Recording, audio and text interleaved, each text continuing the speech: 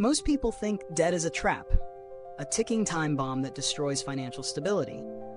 But what if I told you the ultra-wealthy use debt not just to stay rich, but to get even richer?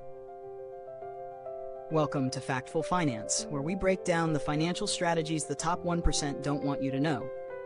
Today, we're diving deep into how the rich use debt to build wealth, and why you might be looking at debt all wrong.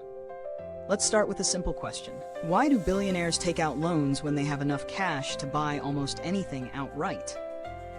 It's not because they need the money. It's because they understand one of the most powerful wealth-building principles: leverage. Take Ethan, for example. He's a savvy investor who owns a real estate portfolio worth $5 million. He could sell a few properties to buy another investment, but instead he takes out a low-interest loan, using his existing assets as collateral. Now, his money keeps working for him in multiple places. His properties appreciate, his rental income keeps flowing, and he's using the bank's money to expand even further. This is the fundamental difference between good debt and bad debt. Bad debt, like high-interest credit cards and car loans, drains your wealth.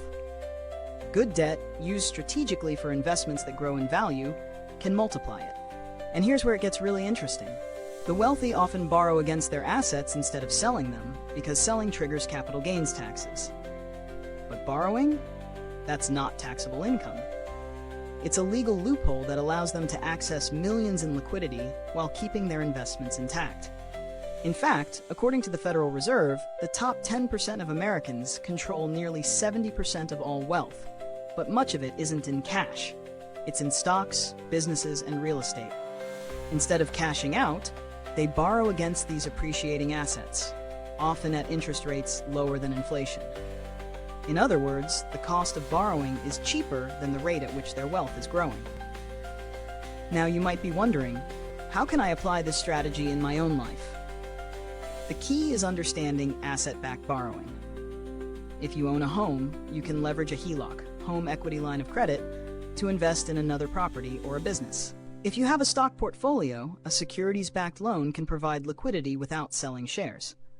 Even business owners use this method, taking out loans against their company's assets to fund expansion instead of giving up equity.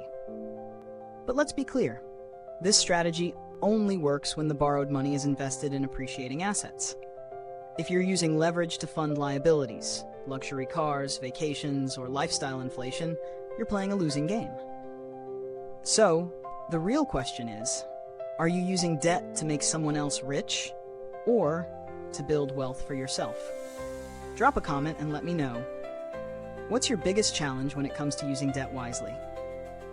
And if you found this eye-opening, wait until you see what's next. There's a strategy even the ultra-wealthy rarely talk about, and it could change the way you build wealth forever. Click on screen and I'll break it down for you.